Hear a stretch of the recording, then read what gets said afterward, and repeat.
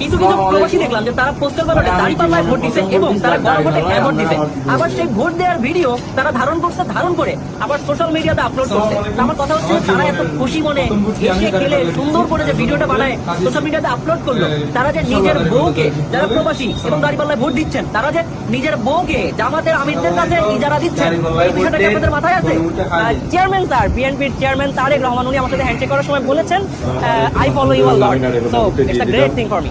এই টোকাইকে আপনারা চিনতে পারতেছেন? এই হচ্ছে সেই টোকাই, যেই টোকাই প্রবাসীদেরকে নিয়ে কটূক্তি করেছে, প্রবাসীদের পরিবারকে নিয়ে, স্ত্রীকে নিয়ে কটূক্তি করেছে। এই টোকাই 24-এর আগে জন্ম হয় নাই। যে প্রবাসীরা 24-এ এই প্রবাসীর বুকে জেল খেটেছে দেশের জন্য, আর সেই টোকাইকে ডেকে নিয়ে সম্মান করা হচ্ছে, সম্মাননা দেওয়া হচ্ছে। তাহলে বুঝে নেন, প্রবাসীদেরকে কোনো মূল্যায়ন না করে, এই টোকাইয়ের বিরুদ্ধে অ্যাকশন না নিয়ে এই টোকাইকে সম্মাননা দেওয়া হচ্ছে। আমার পক্ষ থেকে আমি এর প্রতিবাদ করে গেলাম, আপনারাও আপনাদের জায়গা থেকে প্রতিবাদ করবেন।